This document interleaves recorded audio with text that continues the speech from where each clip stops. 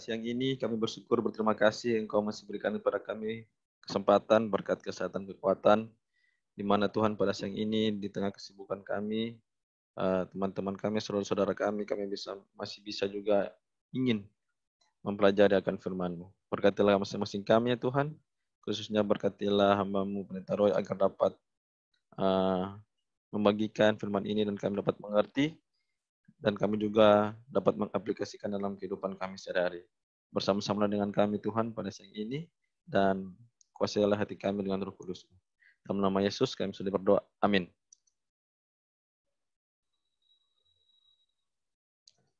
Oke, baik. Saat ini kita akan mulai pembelajaran kita. Kepada Pendeta Roy, waktu dan tempat, silakan.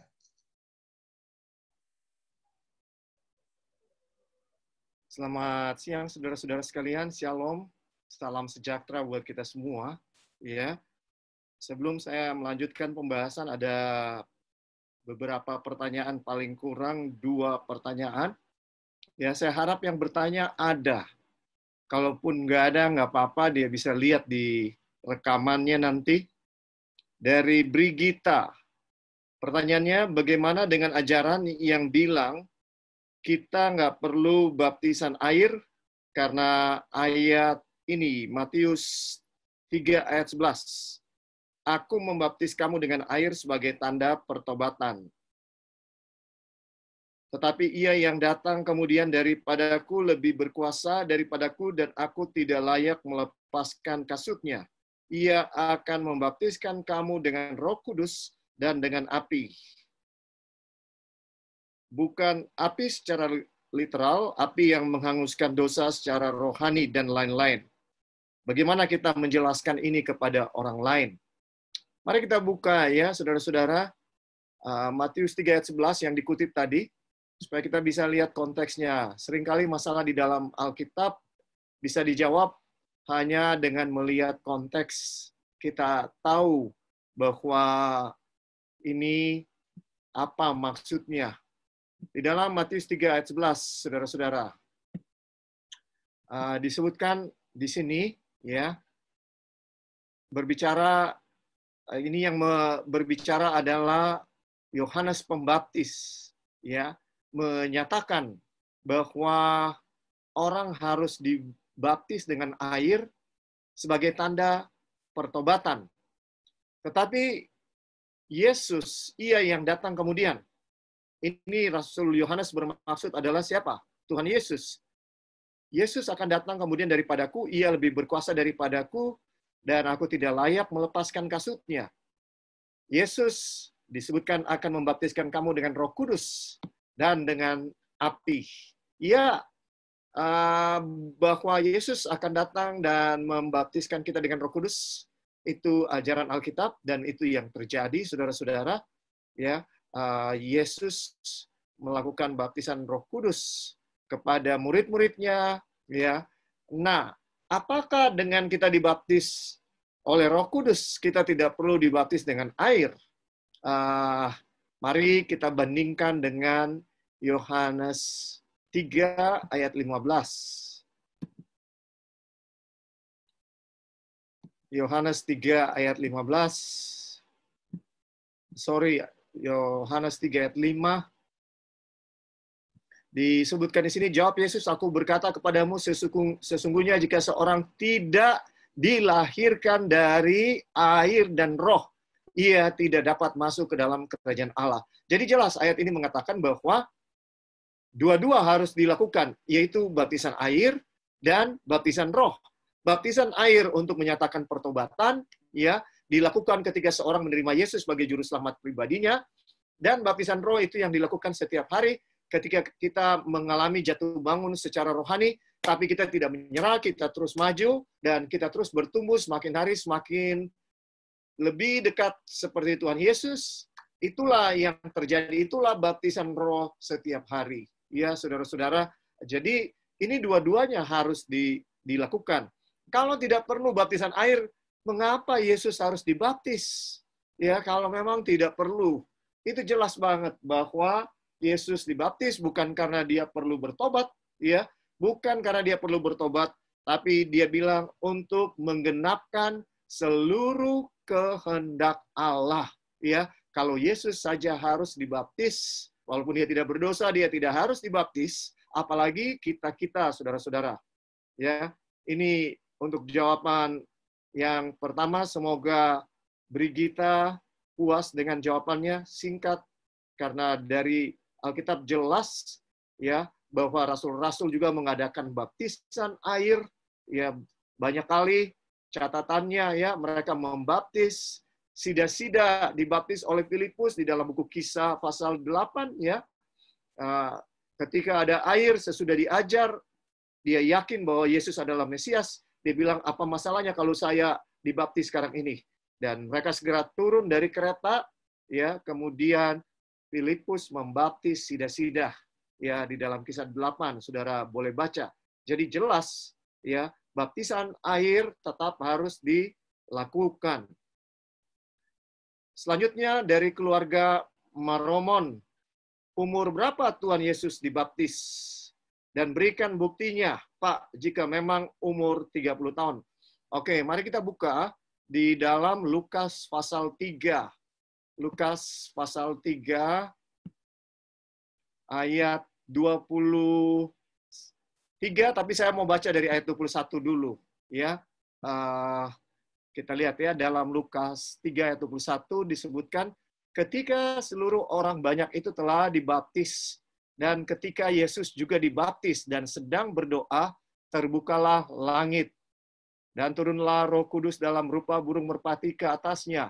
Dan terdengarlah suara dari langit, engkaulah anakku yang kukasihi, kepadamulah aku berkenan. Ayat 23, ketika Yesus memulai pekerjaannya, ia berumur kira-kira 30 tahun. Ya, jadi jelas ya, sesudah Yesus dibaptis dan memulai pekerjaannya, Alkitab mengatakan dia berusia 30 tahun. Ya, dengan demikian Yesus dibaptis umur 30 tahun. Pertanyaan berikut, umur berapa dia mati dan dibangkitkan naik ke surga? Kalau saudara ikuti pelajaran saya di awal-awal, maka nubuatan Daniel 9 mengatakan pada pertengahan minggu Yesus itu akan mati. Ya, persembahan akan berhenti, artinya ya lambang daripada persembahan kematian Yesus, domba-domba yang dikorbankan lambangnya adalah kematian Yesus. Waktu Yesus mati, maka bait suci, upacara di bait suci tidak perlu lagi dilakukan. Dengan kata lain, ya 3,5 tahun sesudah dia dibaptis, maka dia akan mati. Ya, jadi umur Yesus 30 tambah 3,5 tahun, 33,5 tahun ketika dia mati, kemudian dia bangkit, 40 hari kemudian, ya saudara-saudara, dia naik ke surga. Jadi umur Yesus waktu dia dibunuh, mati 33,5 tahun, dan waktu dia naik ke surga 33,5 tahun. Ya, saya kira itu sudah jelas. Terima kasih bagi yang sudah nanya, ya keluarga Moromon. Kalau saudara masih ada pertanyaan, ada yang kurang jelas, jangan sungkan-sungkan untuk bertanya. Ya, masih kurang jelas silakan. Saya sangat rindu untuk menjelaskan. Ya, kalau masih ada yang kurang jelas. Terima kasih untuk pertanyaannya. Poin utama daripada Yesus dibaptis umur 30 tahun adalah bahwa dia sudah mengerti dengan jelas. Orang yang berusia 30 tahun sudah tahu membedakan yang baik dan yang salah tentunya. Ya, sudah tahu bahwa dia harus menerima baptisan. Ya, mengapa dia butuh ya untuk bertobat. Tapi tentunya dalam kasus Yesus dia tidak butuh pertobatan karena dia tidak berdosa. Tapi yang saya maksud adalah semua kita yang lain, ya. Kita butuh tahu membedakan yang salah dari yang benar, baru dan kita menerima Yesus, kita mengerti Yesus telah mati bagi kita di kayu salib, dan untuk menerima Yesus sebagai juru selamat pribadi, maka kita harus dibaptis, bertobat dari jalan kita yang salah dan berdosa. Ya, anak yang masih bayi belum mengerti akan hal ini, saudara-saudara. Jadi sebenarnya kalau Tuhan Yesus saja dibaptis, bukan di bayi. Yesus dibawa ke dalam bait suci umur 8 tahun. 8 hari. tetapi bukan untuk dibaptis, tapi didoakan, ya, seperti penyerahan anak yang dilakukan masih sampai hari ini oleh beberapa gereja, ya, penyerahan anak itu yang dilakukan umur 8 hari bagi orang Yahudi. Perintah Tuhan pada usia 8 hari mereka harus disunat, ya. Jadi itulah yang dilakukan waktu masih bayi bagi Tuhan Yesus. Tapi dia dibaptis waktu berusia 30 tahun. Oke, saudara-saudara, terima kasih untuk pertanyaannya. Saya masih menunggu kalau di waktu-waktu yang akan mau bertanya, silakan, ya, saudara. Baiklah, kita akan berdoa sebelum kita melanjutkan pelajaran kita. Ya Tuhan Allah yang bertakhta di dalam kerajaan surga, kami bersyukur untuk kesempatan yang Tuhan masih berikan kepada kami saat ini untuk kembali melanjutkan pelajaran Alkitab kami. Kami memohon kehadiran Roh Kudus di dalam hati kami masing-masing, sehingga ketika kami membuka, mendengarkan sabda, semuanya itu boleh kami mengerti, dan lebih daripada pengertian dan pengetahuan belaka, kami boleh diubahkan semakin serupa dengan karakter daripada Tuhan Yesus. Terima kasih, di dalam nama Tuhan Yesus kami sudah berdoa. Amin. Saudara-saudara, saya mau ambil kesimpulan pelajaran yang sudah kita pelajari, bahwa kita mulai dengan apakah ini akhir dunia. Dan kita dapati bahwa ada tanda-tanda untuk kedatangan Yesus yang kedua kali dibagi dua oleh Tuhan Yesus, ya. Yang dari Matius 24 ayat 4 dan 5 sampai ayat 8, ya. Sampai ayat 8 kita bisa bilang, sebelum kita memasuki masa kesusahan yang besar, akan terjadi di akhir zaman masa kesusahan yang besar. Dan waktu masa kesusahan yang besar itu terjadi, maka yang akan terjadi bahwa seluruh umat akan dimusuhi oleh seluruh dunia, ya, akan dimusuhi oleh seluruh dunia, dan akan terjadi kemurtatan di tengah-tengah umat Tuhan, di tengah-tengah orang Kristen. Dan kita sudah pelajari bahwa kemurtatan itu tidak berarti dia murtad jadi agama yang lain, tidak, ya, tetapi dia tetap di dunia Kristen. Hanya saja sekarang yang dia percayai bukan yang ada di dalam Alkitab, tapi dia percaya kepada Yesus. Dia percaya kepada Yesus, saudara-saudara. Dan dia tetap, mayoritas orang Kristen ini akan tetap, ya, saudara-saudara, berbakti kepada Tuhan Yesus. Ya, apakah ini bisa terjadi? Ya, mari kita lihat di dalam Matius 7. Ini yang dikatakan sendiri oleh Tuhan Yesus. Matius 7 ayat 21, saya hanya mengulang, karena ini ada di dalam pelajaran kita sebelumnya. Matius 7, bukan orang yang berseru kepadaku, Tuhan, Tuhan, akan masuk ke dalam kerajaan surga, melainkan dia yang melakukan kehendak Bapakku yang di surga. Ya, saudara, jelas. Siapa yang berseru kepada Tuhan Yesus Tuhan? Tidak lain, tidak bukan orang Kristen. Jadi jelas ini berbicara mengenai orang Kristen. Tuhan Yesus mengamarkan di akhir zaman, bahwa banyak orang Kristen berbakti secara lahiriah kepada dia, tapi mereka tidak melakukan kehendak Bapa di surga. Ayat terakhir. Jelas atau tidak, saudara? Yesus akan pada hari terakhir, banyak orang akan berseru kepadaku. Banyak, berarti mayoritas orang Kristen akan berseru kepada Tuhan. Tuhan, Tuhan, bukankah kami bernubuat demi namamu? Ya, apa itu artinya bernubuat? Mereka berkhotbah, menyampaikan firman Tuhan dalam nama Yesus. Dan bukan cuma mereka berkhotbah, menyampaikan Injil dalam nama Yesus, tapi mereka juga punya kuasa mengusir setan dalam nama Yesus dan mengadakan banyak mujizat demi nama Yesus, saudara. Tapi ternyata mereka sebenarnya tidak melakukan kehendak Bapa. Ayat 23, pada waktu itulah aku akan berterus terang kepada mereka dan berkata, aku tidak pernah mengenal kamu. Enyalah daripadaku kamu sekalian pembuat kejahatan. Ini adalah penyesat luar biasa di akhir zaman. Dan Tuhan Yesus mengamarkan saya dan saudara, jangan kita puas dan rasa aman bahwa saya ini berkenan dalam kehidupan saya kepada Tuhan hanya karena ketika saya berdoa, Tuhan menjawab doa saya, mujizat terjadi. Saudara dengarkan, bisa saja kita melakukan hal-hal yang besar, yang luar biasa, bahkan mujizat-mujizat.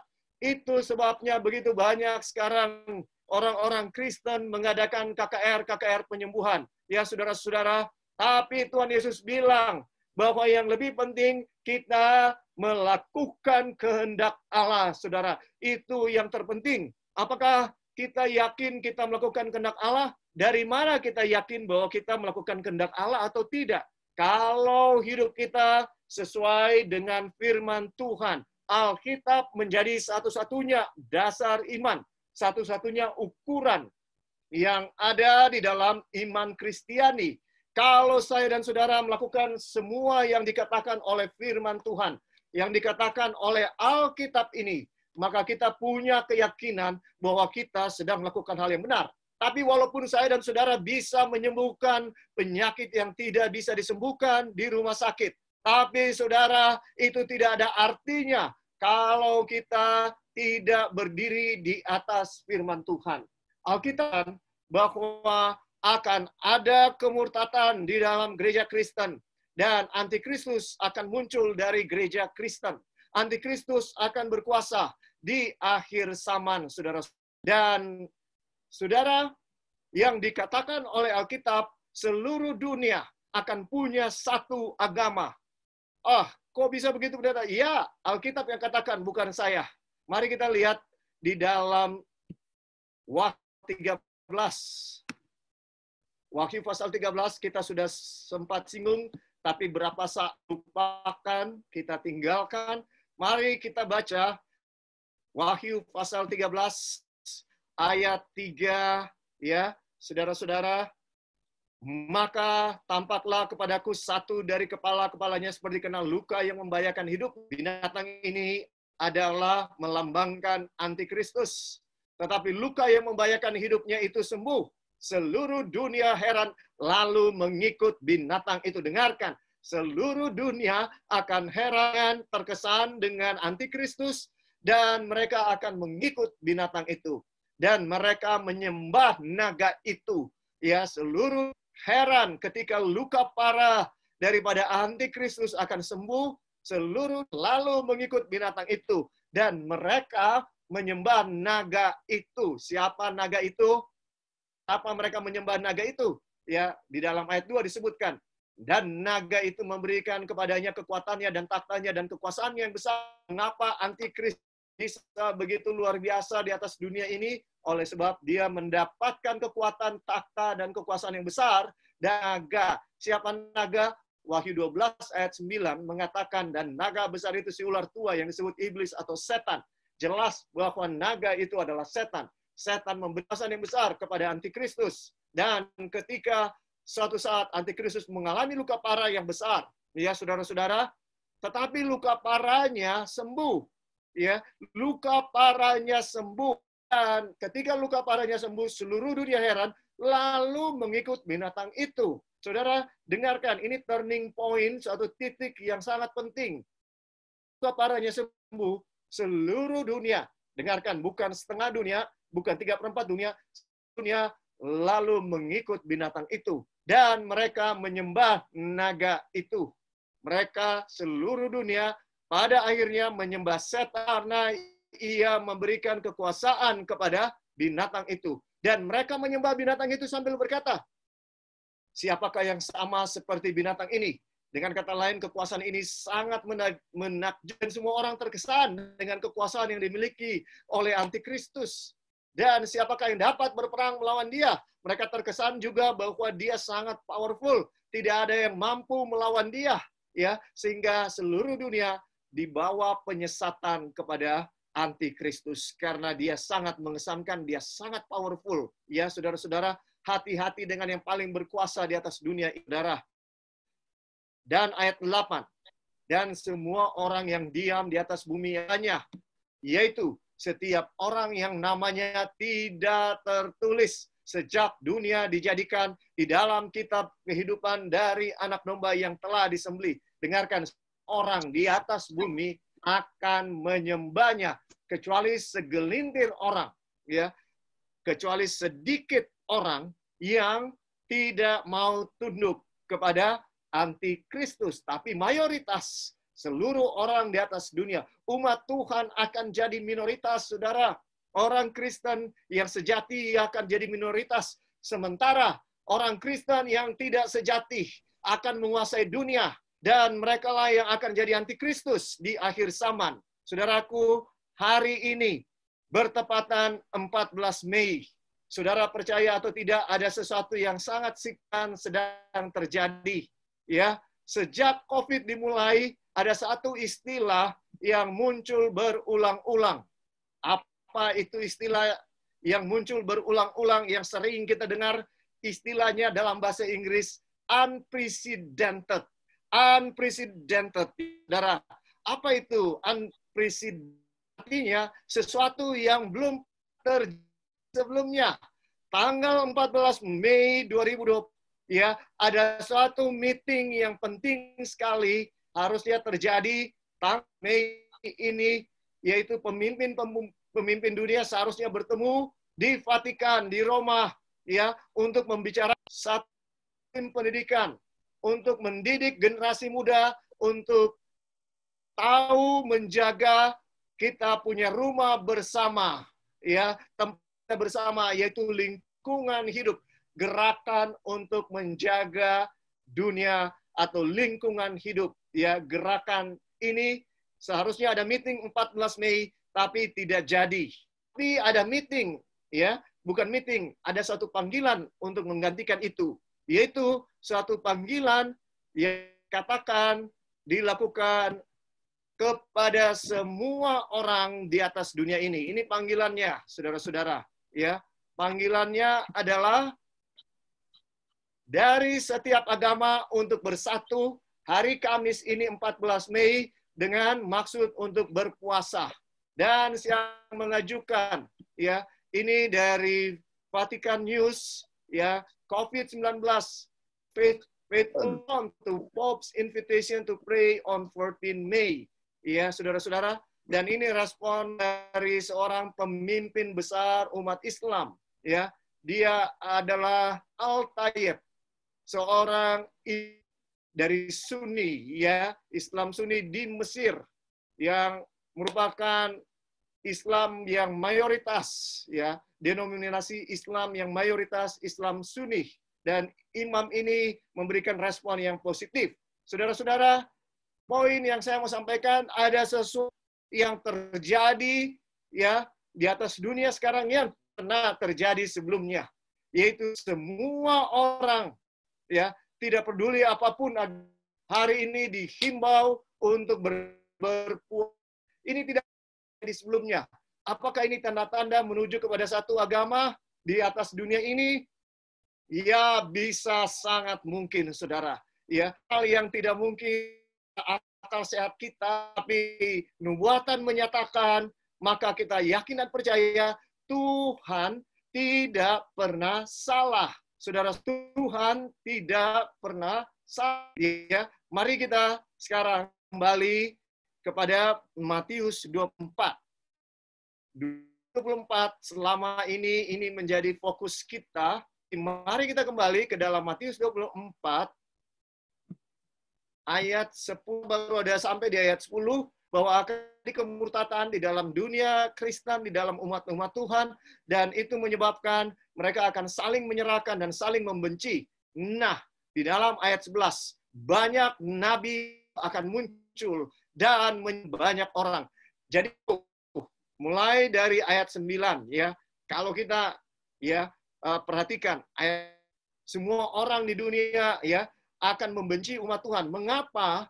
Siapa yang memulai kebencian itu?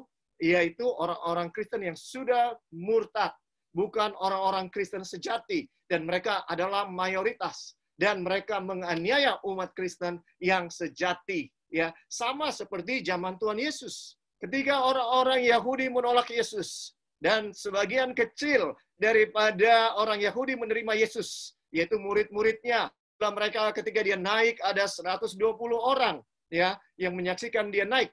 Mayoritas atau minoritas? Minoritas, saudara-saudara. Dan mereka dianiaya. Mereka mau dibunuh oleh orang-orang Yahudi ini. Mereka takutan. Waktu Yesus dibunuh, disalib, mereka bersembunyi, tidak berani keluar.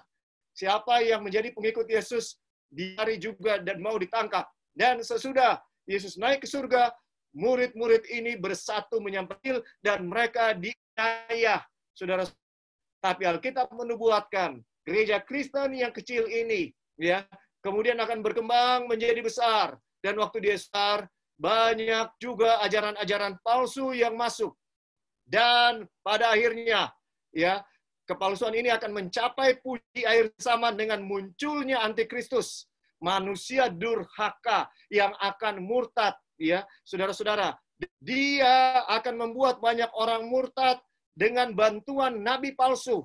Nabi palsu akan muncul, banyak nabi palsu akan muncul. Dan ketika kedurhakaan semakin terjadi, maka akibatnya kasih kebanyakan orang akan menjadi dingin. Dan dunia mengalami, khususnya buat umat-umat Tuhan, suatu masa yang sangat sulit. Mereka akan diserahkan kepada mahkamah-mahkamah agama, ya, oleh orang Kristen sendiri, saudara-saudara. Dan ini pasti akan terjadi karena ini sudah terjadi waktu zaman rasul-rasul, waktu zaman Yesus. Ini akan berulang kembali. Saudara-saudara, sejarah akan berulang kembali. Salah satu prinsip menafsirkan nubuatan, ya saudara-saudara, adalah apa yang pernah ada akan ada lagi, apa yang pernah dibuat akan dibuat lagi. Tidak ada sesuatu yang baru di bawah matahari, ya. Apakah itu kata-kata saya? Tidak. Itu ada di dalam Pengkhotbah 1 ayat 9. Kalau saudara punya Alkitab, mari kita buka Pengkhotbah 1 ayat 9. Pengkhotbah ditulis oleh seorang yang sangat pintarnya, hikmatnya, bijaksananya, Salomo. Salomo mengatakan di dalam Pengkhotbah 1 ayat 9, apa yang pernah ada akan ada lagi, dan apa yang pernah dibuat akan dibuat lagi. Tak ada sesuatu yang baru di bawah matahari. Tidak ada yang baru di bawah matahari. Di dalam ayat berikutnya, di dalam Pengkhotbah 3 ayat 15, prinsip ini lebih ditegaskan lagi. Yang sekarang ada, dulu sudah ada. Jadi yang sekarang ada katanya ada. Ya, masa lalu dan present. Sekarang sudah ada, dulu katanya sudah ada. Yang akan ada masa depan, sudah lama ada. Dan Allah mencari yang sudah lalu. Ya, saya dan saudara mempelajari sejarah. Itu sebabnya isi Alkitab bisa dibilang dari perspektif sejarah yang sudah terjadi. Itu dicatat karena kalau kita belajar sejarah, maka sejarah akan berulang lagi. Jadi dengan demikian kita tahu itu juga yang akan terjadi di masa yang akan datang. Ya, Yesus disalib oleh gabungan agama dan negara. Orang Yahudi, mereka bersidang secara agama, mereka tangkap Yesus dan mereka adili, imam besar adili, dan mereka dapati Yesus bersalah menurut versi mereka. Tapi mereka tidak bisa langsung bunuh Tuhan Yesus karena mereka dijajah oleh Roma. Punya kuasa sipil ada. Itu sebabnya mereka bawa dia kepada Pontius Pilatus. Pilatus yang harus berikan keputusan. Dan saudara, ya, ini terjadi, Yesus dibunuh oleh gabungan antara agama dan negara. Walaupun Pilatus sudah memeriksa Yesus dan tidak ditemukan kesalahan yang cukup untuk membunuh dia. Tetapi karena demand, karena dari orang-orang banyak yang sudah dihasut oleh pemimpin-pemimpin agama, maka Yesus disalib untuk sesuatu perbuatan yang ada salahnya disalib. Tapi dia disalib oleh kekuatan agama dan politik untuk mendengar permintaan mereka. Agama dan politik bergabung. Dan kita lihat ciri khas daripada antikristus juga adalah gabungan antara agama dan negara. Di ayat 13, di dalam Wahyu 13 tadi, di ayat 4 ya disebutkan 4 dan 5. Siapakah yang sama seperti binatang ini? Siapakah yang dapat berlawan dia? Ini bisa dibilang politik. Dan banyak orang kagum dengan dia, sehingga mereka menyembah binatang itu. Jadi kata menyembah adalah kata untuk rohani atau agama. Sementara adalah politik. Jadi saudara lihat, ini adalah gabungan antara agama dan negara. Nah sekarang saya mau bicara soal nabi palsu.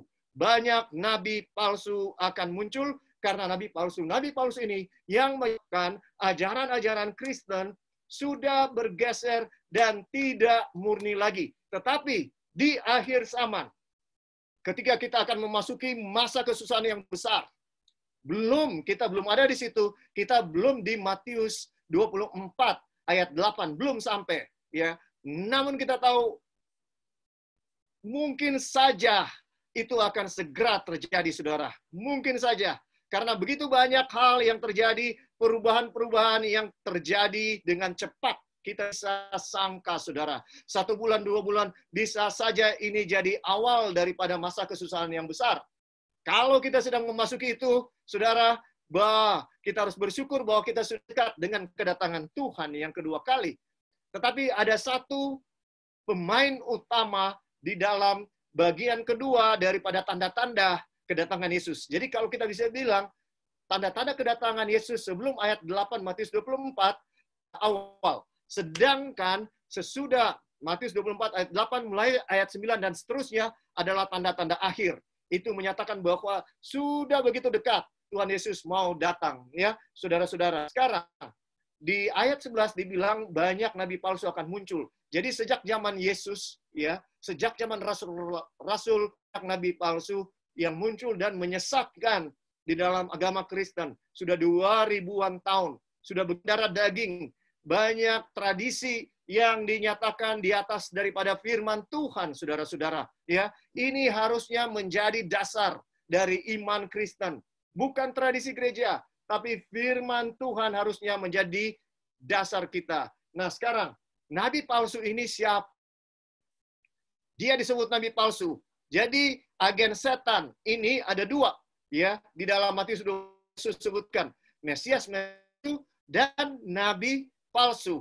Mari kita lihat Mesias ini siapa?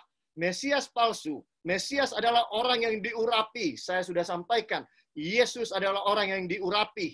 Itu arti daripada Mesias. Itu arti dalam bahasa Greka Christos, diterjemahkan ke bahasa Indonesia Kristus, bahasa Arab Al-Masih, ya, saudara-saudara. Tapi dia punya arti semua sama. Mesias yang diurapi. Jadi siapa yang diurapi itu? Nah, orang yang mengaku diutus dari Tuhan. Nah, saudara-saudara, kita sudah pelajari di dalam 1 Yohanes 2, di dalam pelajaran sebelumnya. Mari kita buka lagi. 1 Yohanes 2, ayat 18, 19.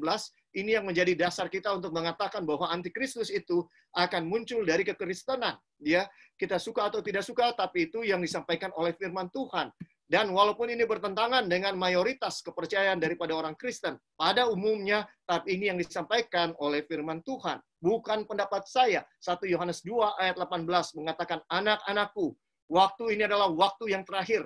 Dan seperti yang telah kamu dengar, seorang antikristus akan datang. Sekarang telah bangkit banyak antikristus. Waktu Yohanes bilang sekarang, ini adalah abad pertama. Ya, abad pertama Masehi. Jadi hampir 2000 tahun yang lalu. Saudara dengarkan, antikristus katanya telah banyak datang, ya. Seorang antikristus akan datang. Sekarang telah bangkit banyak antikristus. Jadi zaman Yohanes sudah banyak antikristus, tapi seorang antikristus akan datang. Jadi banyak antikristus yang muncul, tapi tanda bahwa kita sudah betul-betul dekat dengan kedatangan, ya. Ini adalah waktu yang terakhir akan muncul seorang antikristus yang sejati. Ya, yang lain ini hanya ya hiasan, bisa dibilang dia bukan yang intinya, tapi seorang antikristus akan muncul di akhir zaman. Memang mereka berasal dari kita. Jelas bahwa antikristus berasal dari kita, dari kekristenan, tapi mereka tidak sungguh-sungguh termasuk pada kita. Sebab jika mereka sungguh-sungguh termasuk pada kita, niscaya mereka tetap bersama-sama dengan kita, ya. Jadi saudara-saudara, ini jelas bahwa antikristus berasal dari Kristen.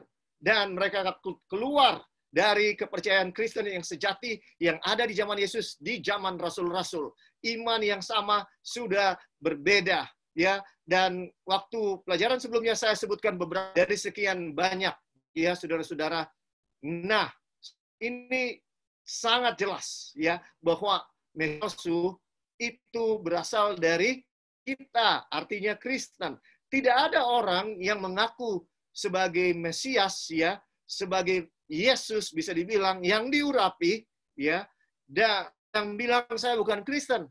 Kalau dia bukan Kristen, dia akan bilang, ya dia tidak akan bawa nama Yesus. Matius 24 ayat 4 dan 5 bilang, sebab banyak orang akan datang dengan memakai namaku. Siapa yang mau datang dalam nama Yesus bukan orang Kristen. Dan mereka akan menyesatkan banyak orang. Ya, saudara-saudara, jangan sampai saudara menjadi penyesat karena kita mengajarkan apa yang ada dalam pikiran kita, bukan apa yang disampaikan oleh Alkitab. Nah, sekarang, ada Mesias palsu, banyak pada zaman Rasul Yohanes abad pertama, tapi akan muncul seorang nabi, seorang Mesias palsu. Maka hal yang sama terjadi nabi palsu, saudara. Banyak nabi palsu yang akan muncul, ya, dan mereka akan menyesatkan banyak orang di dunia, di gereja Kristen. Tetapi nabi palsu yang terutama akan muncul terakhir di akhir zaman. Ini yang saya bisa sampaikan. Dari mana buktinya? Mari kita pergi ke dalam buku Wahyu. Nah, sebelum kita pergi ke buku Wahyu, ya, kita lihat skenario yang Yesus bilang di dalam Matius 24 ayat 24-25. Sebab Mesias-Mesias palsu dan nabi-nabi palsu akan muncul dan mereka akan mengadakan tanda-tanda yang dahsyat dan mujizat-mujizat sehingga sekiranya mungkin mereka menyesatkan orang-orang pilihan juga. Dimana orang-orang pilihan umat Tuhan yang sejati, Kristen yang sejati itu akan berusaha disesatkan oleh Kristen yang tidak sejati, yang disebutkan sebagai Mesias palsu dan nabi palsu. Bagaimana mereka akan mengadakan tanda-tanda yang dahsyat dan mujizat. Sebagaimana yang saya katakan di dalam Matius 7 ayat 21-22, Tuhan Yesus mengamarkan kita, jangan sampai kita terbabit karena kita bisa menyembuhkan orang, karena kita bisa mengadakan mujizat, bahwa kita ini, dalam nama Yesus, kita ini berkenan di hadapan Tuhan. Ternyata tidak, belum tentu. Kalau kita tidak melakukan kehendak Allah, bagi Tuhan, aku tidak mengenal kamu. Nah, ini adalah modus operandi bagaimana Mesias palsu di akhir zaman dan nabi palsu akan menyesatkan banyak orang, ya, oleh mujizat-mujizat dan tanda-tanda yang dahsyat mereka lakukan. Mereka pikir itu adalah dari Tuhan Yesus, tapi ternyata itu bukan dari Tuhan Yesus. Kalau begitu dari mana? Dari setan. Ya, saudara-saudara, dari setan. Karena hanya ada dua kekuasaan di atas dunia ini. Dari Tuhan atau dari setan. Jadi jelas kalau ini Yesus sendiri klaim bukan dia, ya, dia bilang aku tidak mengenal kamu, berarti mujizat-mujizat yang dilakukan oleh Mesias palsu dan nabi-nabi palsu ini adalah dari setan, ya, dari naga itu. Nah, sekarang saudara-saudara, mari kita pergi ke dalam buku Wahyu untuk melihat siapa nabi palsu yang ada di akhir zaman, saudara. Mari kita lihat siapa yang disebut sebagai nabi palsu, ya, di akhir zaman di dalam buku Wahyu. Ya, mari kita pergi ke dalam yang pertama, Wahyu 20, ya, bisa dibilang Wahyu 20 ayat 19. Di dalam Wahyu 20 ayat 19 firman Tuhan mengatakan, saya sebutkan 20 ayat 19 ayat 20. Maka tertangkaplah binatang itu. Binatang itu siapa? Binatang yang pertama di dalam Wahyu 13, yaitu Antikristus. Dan bersama-sama dengan dia, nabi palsu. Nah, siapa nabi palsu yang dimaksud? Yang telah mengadakan tanda-tanda di depan matanya, dan dengan demikian ia menyesatkan mereka yang telah menerima tanda dari binatang itu, dan yang telah menyembah patungnya. Keduanya dilemparkan hidup-hidup ke dalam lautan api yang menyala-nyala oleh belerang. Jadi siapa nabi palsu yang dimaksud? Disebutkan, nabi palsu itu yang mengadakan tanda-tanda di depan matanya. Ya, saudara-saudara, dengan demikian, ini adalah tanda-tanda yang dilakukan di dalam Wahyu pasal 13. Mari kita pergi kepada Wahyu pasal 13 ayat 12, ya, tepatnya ayat 12 disebutkan. Dan seluruh kuasa binatang yang pertama itu dijalankannya di depan matanya. Saudara, siapa yang membuat seluruh dunia itu pada akhirnya menyembah binatang pertama, ya, siapa? Ternyata skenarionya disebabkan oleh binatang kedua. Binatang kedua yang membuat seluruh penghuni bumi menyembah binatang yang pertama. Nah, binatang yang kedua ini di dalam buku Wahyu disebut sebagai nabi palsu. Ya, saudara-saudara, disebut dia sebagai nabi palsu di dalam Wahyu 20 ayat 10. Dan iblis yang menyesatkan mereka dilemparkan ke dalam lautan api dan belerang, yaitu tempat binatang dan nabi palsu itu. Dan mereka disiksa siang malam sampai selama-lamanya. Saudara dengarkan ya, dengarkan bahwa nabi palsu itu adalah binatang yang kedua yang keluar dari dalam bumi di dalam Wahyu 13. Maka dengan demikian ya, dialah nabi palsu yang sesungguhnya di akhir zaman. Sedangkan Mesias palsu, dengan begitu kita bisa ambil kesimpulan Mesias palsu itu adalah binatang pertama dalam Wahyu pasal 13. Inilah Mesias palsu dan nabi palsu yang akan muncul di akhir zaman. Saudaraku, Tuhan memberitahukan ini kepada saya dan saudara dengan satu maksud, supaya kita jangan tersesat di akhir zaman. Supaya kita tahu apa yang kita harus perbuat dalam kehidupan ini. Apa yang saya dan saudara harus buat agar kita tidak tersesat di akhir zaman. Alkitab mengatakan bahwa di akhir zaman akan ada globalisasi. Ya, saudara-saudara, kita sudah singgung ini dalam 2 atau 3 presentasi saya sebelumnya, bahwa kita lihat terjadi globalisasi di atas dunia ini. Mengapa? Karena ada satu agenda dari antikristus untuk menguasai dunia. Ya. Dan ketika globalisasi terjadi, kita lihat kenapa globalisasi bisa terjadi. Oleh karena ada internet. Dengan kata lain, Wahyu 13 sudah menubuatkan akan munculnya internet. Mengapa terjadi globalisasi? Oleh karena ada lingua franca, bahasa internasional yang dipakai oleh semua orang, yaitu bahasa Inggris. Ya, saudara-saudara, globalisasi terjadi oleh karena apa? Ada perdagangan bebas. Itu yang menyebabkan ada globalisasi. Dan untuk kegenapan daripada Wahyu 13 ayat 16-17, ya, semua ini terjadi oleh karena saudara-saudara ada agenda daripada antikristus, Mesias palsu, dan nabi palsu bekerja sama untuk membuat seluruh dunia ya tersesat. Mereka berpikir mereka menyembah kepada Tuhan Yesus, tapi ternyata mereka menyembah kepada naga, ya saudara-saudara. Dan orang yang tidak mau menyembah ya kepada sang di antikristus ini, mereka akan tidak bisa menjual dan tidak bisa membeli. Ya, saudara-saudara, 25 tahun yang lalu ketika ya saya mempelajari nubuatan Wahyu 13 ini pertama kali, ya masih sebagai seorang muda di kelas kami, ditanya ketika sang guru sudah menjelaskan Wahyu 13 ini, ada pertanyaan dari seorang yang pelajarannya. Dia bilang, bagaimana mungkin ada seorang di atas dunia yang bisa melarang orang menjual dan membeli? Coba engkau jelaskan. Sang guru ini berasal dari Amerika, saudara. Pendeta dari Amerika. Dia bilang, saya tidak tahu, tapi saya percaya ini akan terjadi. Ya, itu 25 tahun yang lalu, saudara-saudara. Ya, sekitar 25 tahun yang lalu. Kita tidak tahu bagaimana itu akan terjadi. Tetapi sekarang dengan globalisasi kita tahu itu sangat mungkin terjadi. Ya, bahkan saudara-saudara, kalau kita lihat di dunia sekarang, dunia sedang menuju kepada yang namanya cashless society. Ya, di mana-mana disuruh untuk gunakan kartu, debit or credit, ya, bayar parkir, cash or flash. Ya, saudara-saudara, ya, dunia sedang menuju kepada cashless society.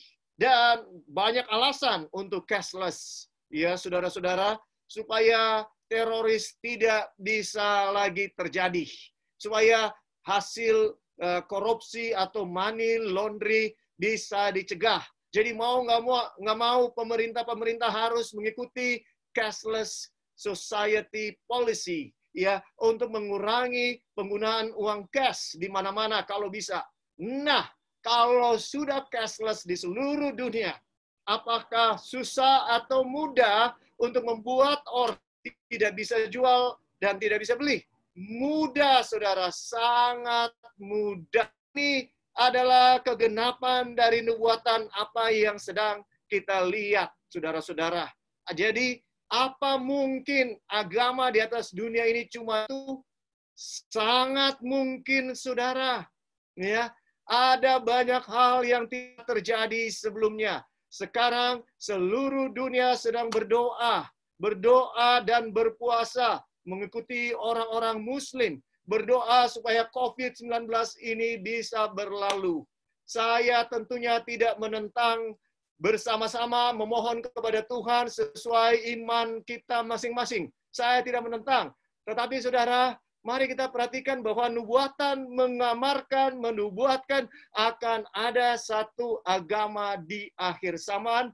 Dan orang berpikir itu adalah Tuhan, tetapi ternyata itu adalah penyembahan kepada setan. Setan sangat luar biasa jenius. Hati-hati saudara, jangan kita pikir jauh daripada setan. Jangan saudara. Apa bahwa umat Tuhan tanpa sadar sedang berbakti kepada yang lain, yaitu bukan kepada Tuhan, kepada setan? Ya, pada zaman Elia, seluruh orang Israel, mereka menyembah Baal. Mereka tunduk kepada Baal. Mereka sujud menyembah kepada Baal. Mengapa?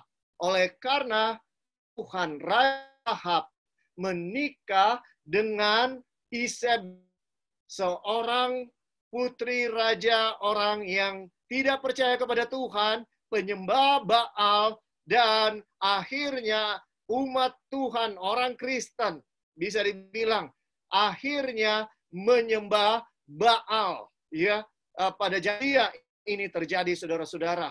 Tapi mereka berpikir mereka menyembah kepada Tuhan. Elia diutus oleh Tuhan untuk menantang Raja Ahab. 3,5 tahun tidak akan ada hujan, saudara-saudara. Dan di akhir 3,5 tahun, kelaparan yang panjang, Elia muncul dan menantang. Kalau Baal itu Tuhan, silakan persembahkan korban dan api akan turun. Tapi kalau Elohim Yahweh itu adalah Tuhan, maka saya berdoa akan datang. Mana yang mayoritas orang Kristen sejati, orang Israel sejati, atau orang Kristen palsu, atau orang Kristen yang tidak sejati? Di zaman Ahab, orang Kristen sejati adalah minoritas, yaitu Elia. Ya, sementara mayoritas adalah orang Kristen yang palsu. Mereka berpikir mereka berbakti kepada Tuhan, tapi ternyata mereka berbakti kepada Baal, dengan kata lain kepada setan. Ya, saudara-saudara, dan kita tahu ceritanya di dalam 1 Raja-Raja pasal yang ke-18. Akhirnya mereka berkumpul di Bukit Karmel. Sepanjang hari dari pagi, siang, sampai sore, ini nabi-nabi Baal berdoa kepada Tuhan, tapi tidak ada api yang turun.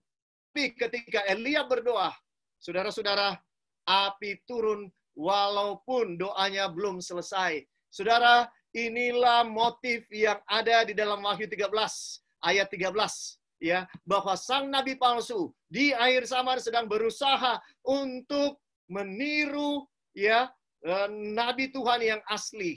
Dan ia mengadakan tanda-tanda yang dahsyat. Bahkan ia menurunkan api dari langit ke bumi di depan mata semua orang untuk membuktikan dia nabi yang asli. Kenapa? Karena dia takut dengan nabi yang asli, yaitu Elia. Kenapa? Wah, kita lihat di dalam Maliaki 4 ayat 5 dan 6. Firman Tuhan kata, setan tahu nubuatan ini di dalam Maliaki 4 ayat 5 dan 6. Di sini akhir daripada perjanjian lama dikatakan, sesungguhnya aku akan mengutus Elia kepadamu menjelang datangnya hari Tuhan yang besar dan dahsyat itu. Maka ia akan membuat hati bapak-bapak berbalik kepada anak-anaknya dan hati anak-anak kepada bapak-bapaknya, supaya jangan aku datang memukul bumi sehingga musnah. Nah, di pelajaran saya juga yang sebelumnya, kita sudah sempat singgung soal Elia ini, saudara-saudara. Dia akan muncul,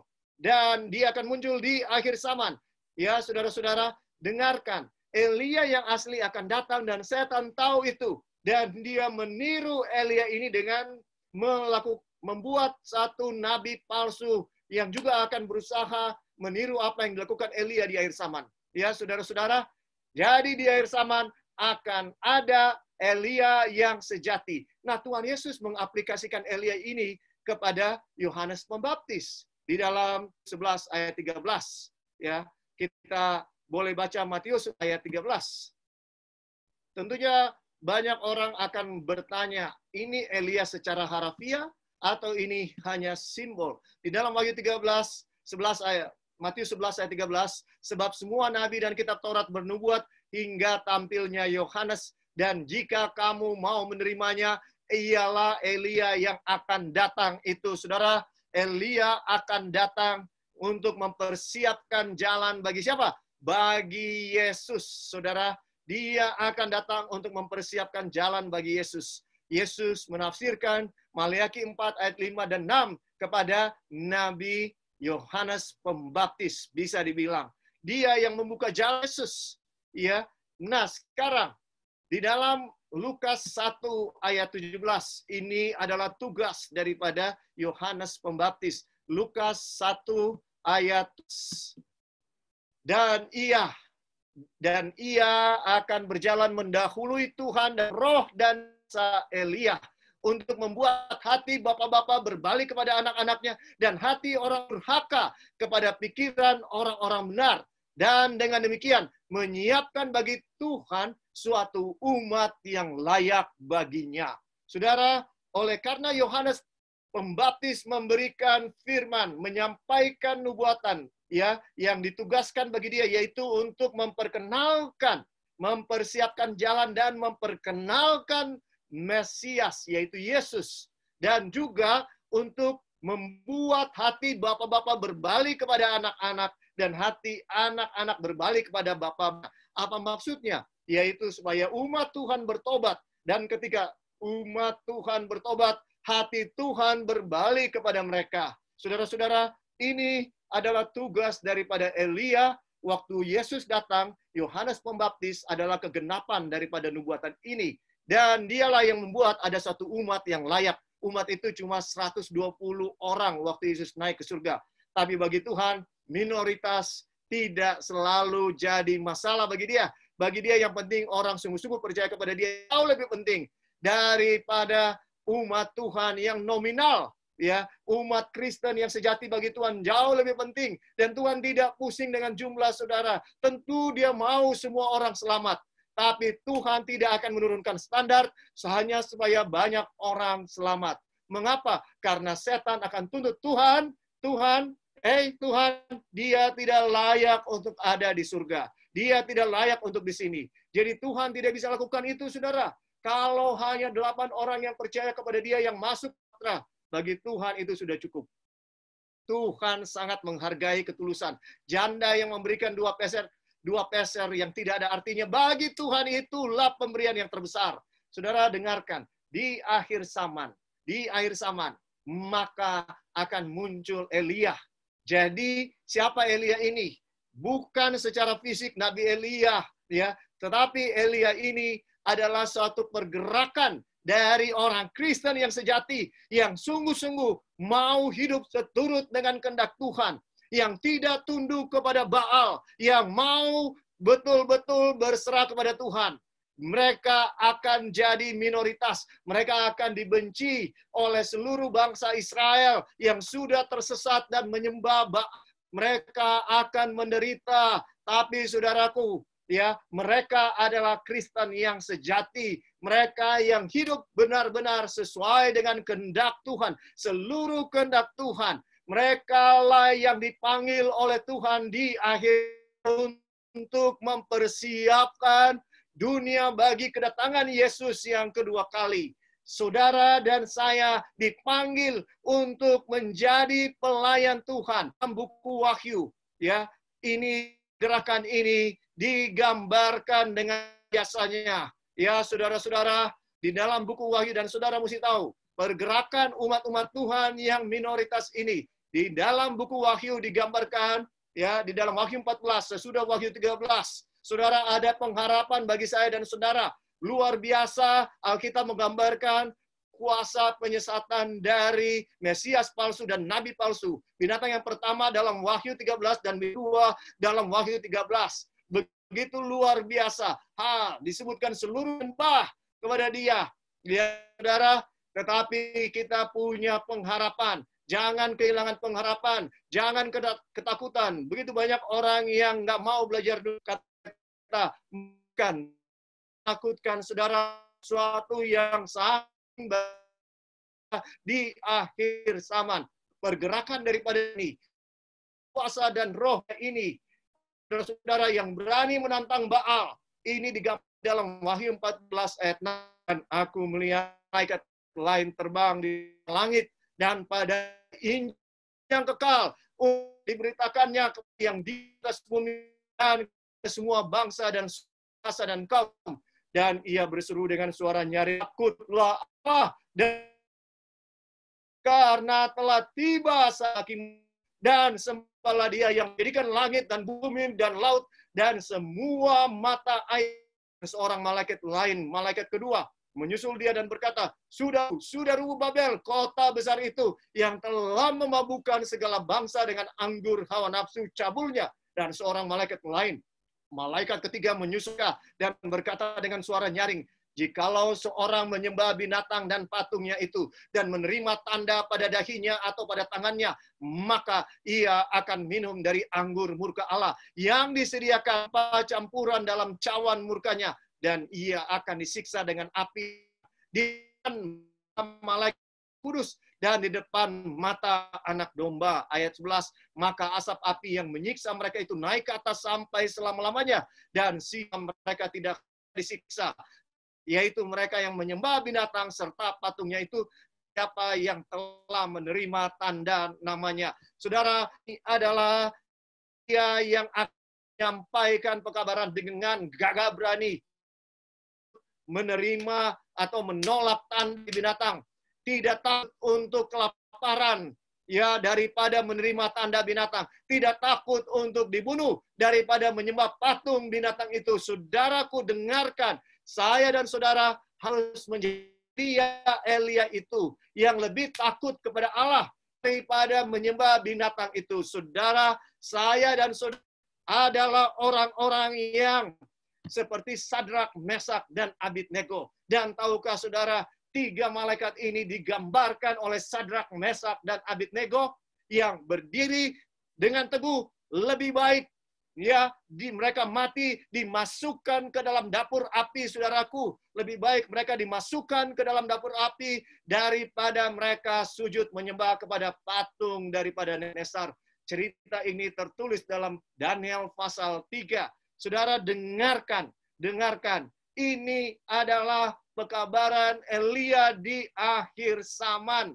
Apa pekabarannya? Kita harus lebih takut kepada Allah daripada kelaparan. Ya, lebih baik kita tetap takut akan Allah dan kelaparan daripada kita kompromi dan menerima tanda binatang itu. Saudara, apa yang dilakukan oleh Sadrak, Mesak, Abednego?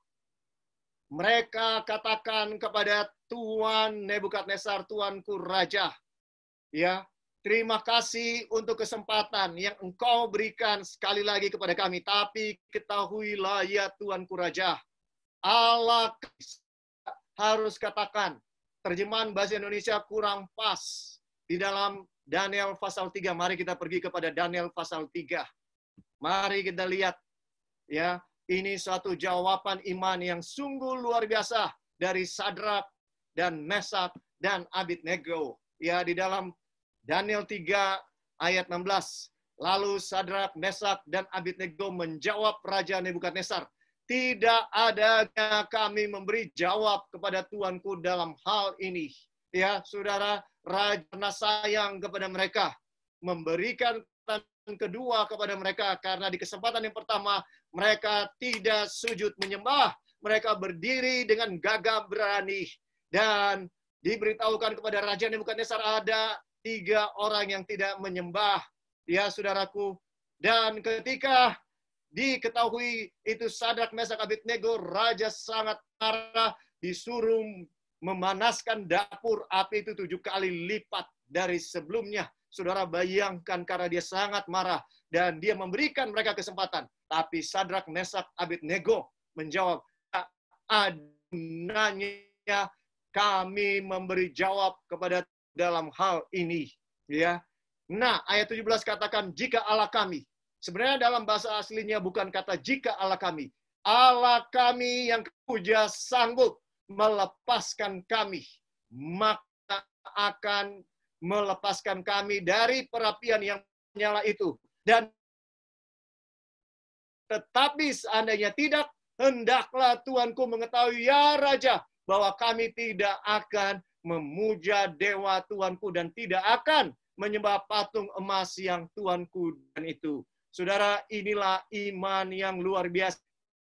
Iman daripada iman Yesus yang tidak akan berkompromi dengan kebenaran, yang lebih rela daripada dia kompromi dengan kebenaran. Sadrak, Mesak, Abednego rela mati daripada mereka mengkompromikan yang mereka sudah tidak boleh menyembah patung.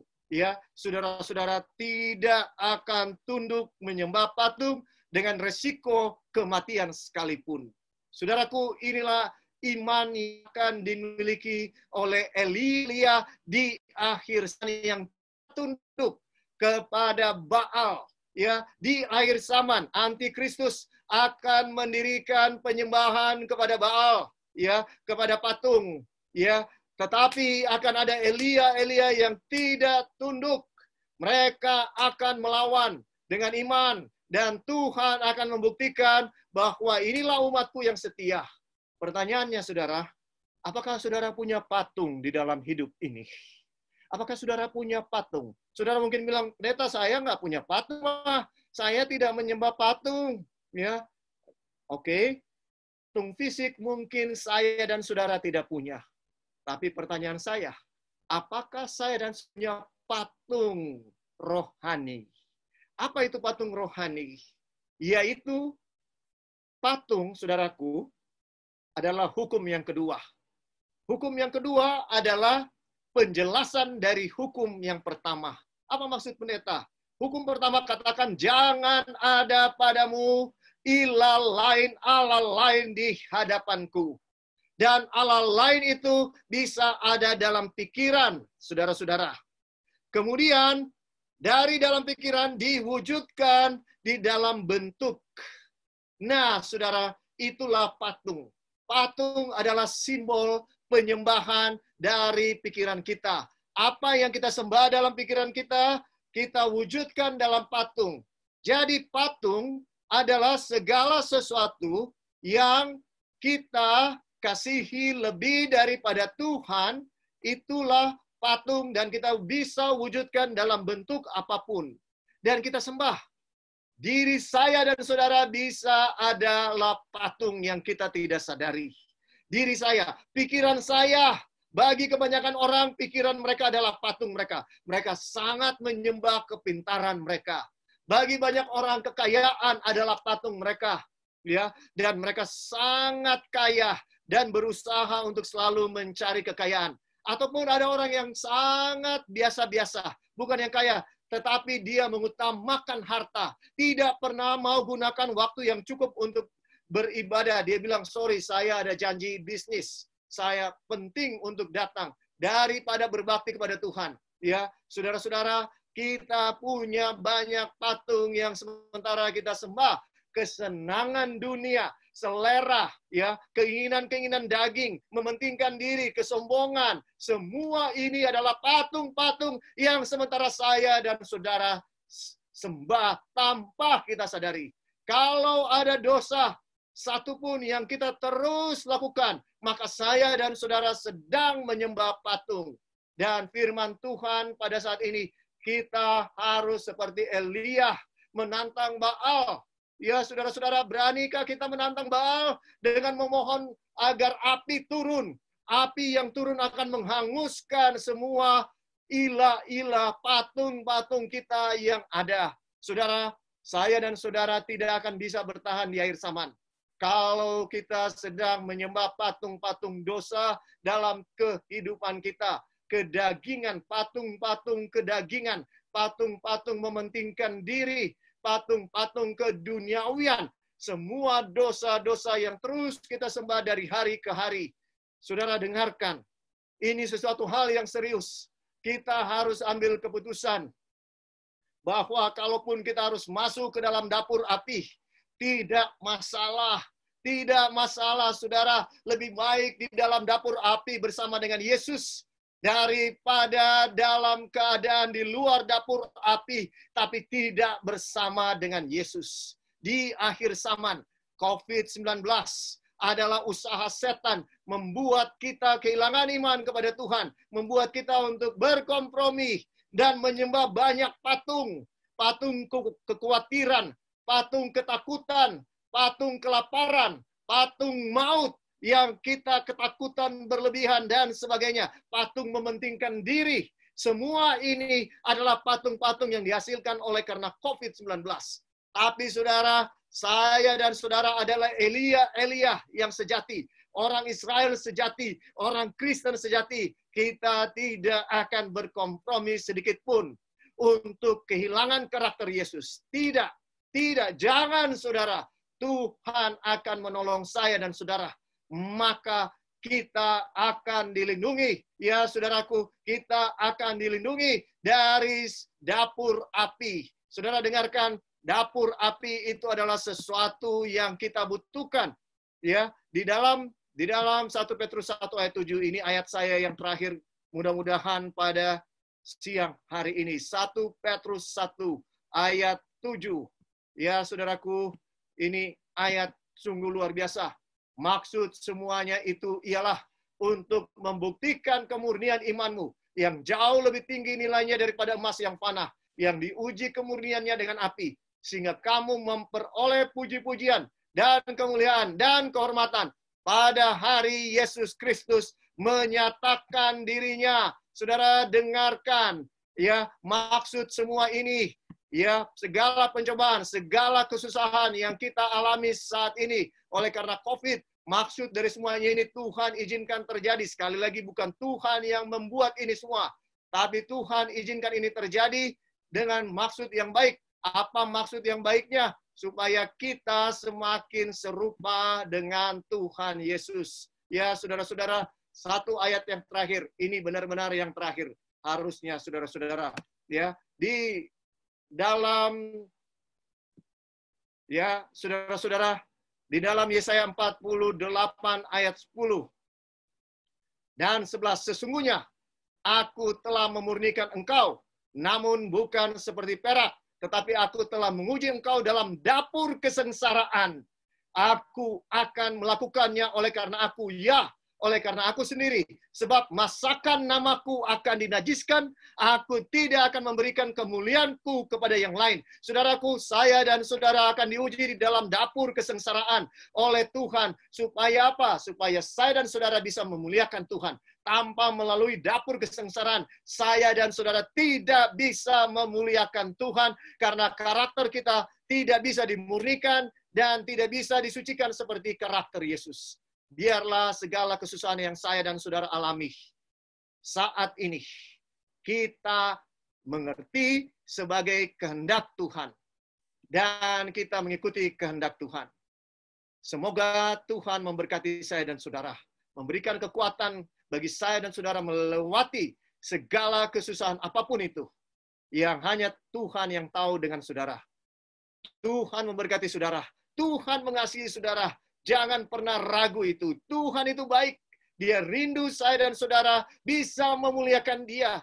Tapi kalau kita punya karakter belum dibentuk, tidak mengalami kesusahan, saya dan saudara tidak akan punya karakter seperti Tuhan Yesus. Mari kita tunduk kepala dan mari kita berdoa.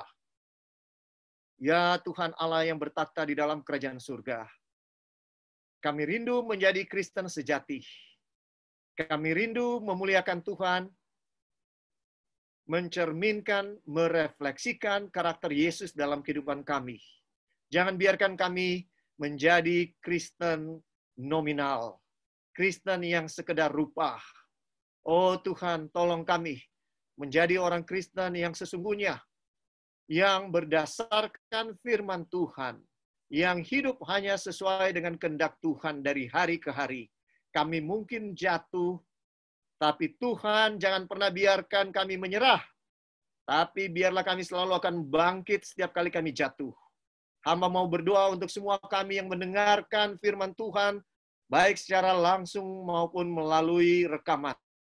Tuhan, tolong kami untuk setiap hari semakin dekat dengan Engkau, semakin mengetahui kehendak Tuhan dalam kehidupan kami, agar kami boleh menjadi suatu umat yang layak ketika Engkau akan datang pada kali yang kedua, menjemput kami semua.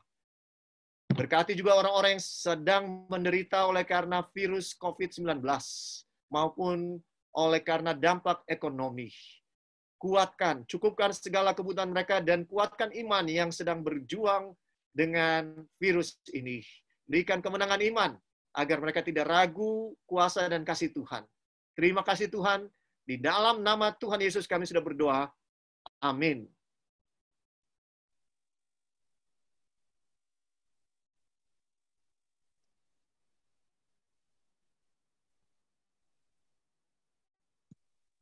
Baik, terima kasih banyak pendeta siang ini telah membagikan firman Tuhan. Terima kasih juga kepada saudara-saudara, teman-teman sekalian yang sudah ikut berpartisipasi untuk mendengarkan pembelajaran kita siang ini. Sekali lagi untuk pengumuman, teman-teman atau saudara-saudara mungkin bisa lihat di screen. Jika Anda ingin didoakan maupun konsultasi Alkitab lebih lanjut, silakan scan barcode atau melalui chat ke nomor WhatsApp ya. Nomornya 0888 0939 4082. Dan juga kalau ada pertanyaan bisa langsung via chat ke nomor WhatsApp tersebut. Oke. Terima kasih semuanya. Kita akan berjumpa lagi di waktu yang akan datang untuk pelajaran yang berikutnya juga. Terima kasih banyak pendeta sudah meluangkan waktu, pelajaran yang sangat bagus bagi kita, yaitu tentang apakah ini akhir dunia. Oke, demikianlah pertemuan kita melalui Zoom pada saat ini. Terima kasih banyak dan Tuhan Yesus memberkati.